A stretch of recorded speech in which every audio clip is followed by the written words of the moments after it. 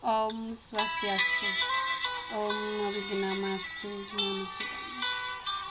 Siswa-siswi kelas 10 dimanapun berada, semoga semuanya dalam keadaan sehat dan dalam lindungan Ide Sang Yang Widiwasa. Nah, pada kesempatan pembelajaran kali ini, Ibu akan menjelaskan materi di kelas 10 tentang nilai-nilai yatnya yang terkandung dalam Ramayana. Sebelum kita lanjut ke mencari nilai-nilai yatnya yang ada dalam cerita Ramayana, perlu kita mengetahui yatnya. Yang kita akan bahas apa yang dimaksud dengan yatnya atau pengertian yatnya. Kemudian ada pembagian-bagian dari yatnya, bentuk pelaksanaan yatnya. Kemudian ada ringkasan cerita dari Ramayana, nanti kita akan bercerita sedikit. Kemudian selanjutnya nanti kita akan mendapatkan nilai yatnya yang ada dalam cerita Ramayana. Sebelumnya kita akan bahas tentang pengertian yatnya.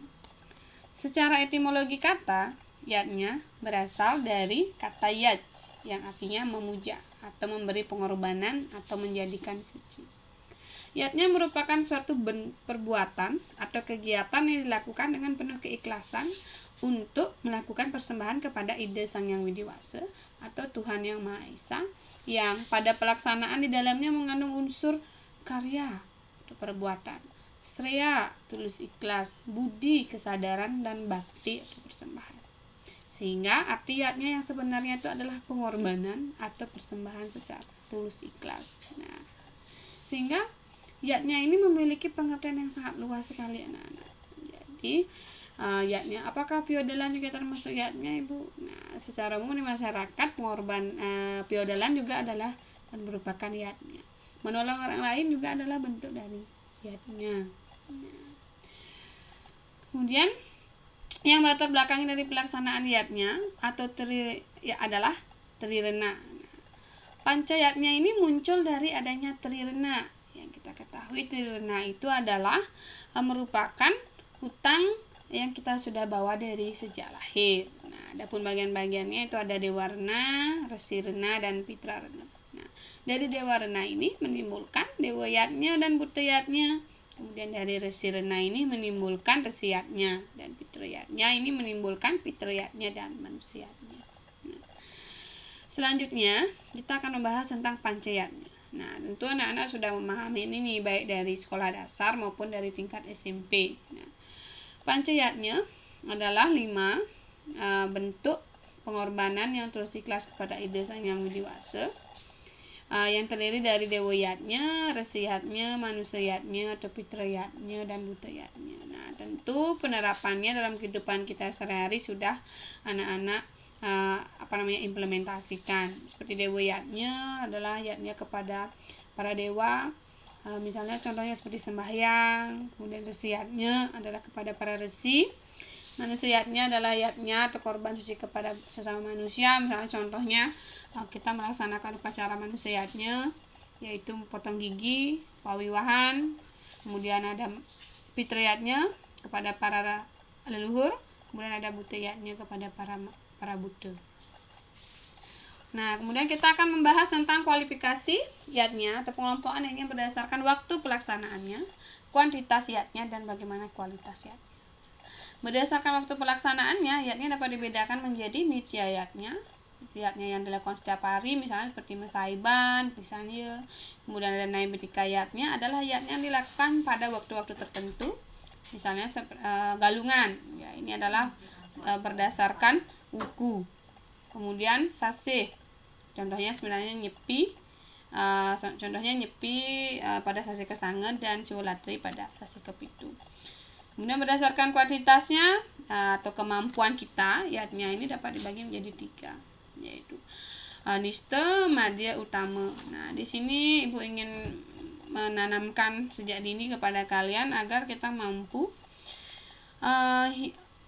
melaksanakan yatnya sesuai dengan kemampuan kita. Nah, dari kita memahami kuantitas yatnya, kita akan mampu melihat yatnya berdasarkan kualitasnya. Bagaimana kualitas yatnya yang kita persembahkan.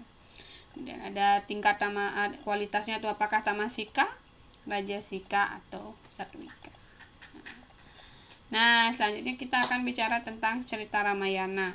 Nah, Ramayana merupakan salah satu epos besar dalam Itiasa.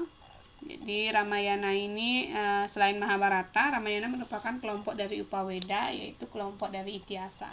Ramayana, Rama ini adalah si tokohnya, Yana ini adalah tentang perjalanan yang berasal dari bahasa Sanskerta, sehingga Ramayana ini adalah perjalanan Rama. Nah, digubah oleh Resi Walmiki, cerita Ramayana ini terbagi menjadi 8 kanda, yaitu Balakanda, Ayodhya Kanda, Aranyaka Kanda, Kiskindha Kanda, Sundara Kanda, Yuddha Kanda, dan Uttara Kanda. Nah, cerita ini diawali dari kisah di sebuah negeri Kosala, yaitu di ibu kotanya Ayodhya. Di sana ada seorang raja bernama Dasarata yang memiliki 3 istri. Nah, kemudian sampai akhirnya bagaimana cara mereka mendapatkan seorang putra dengan melakukan upacara Kama Putra Yajna. Kemudian selanjutnya nilai-nilai yajna yang terkandung dalam cerita Ramayana.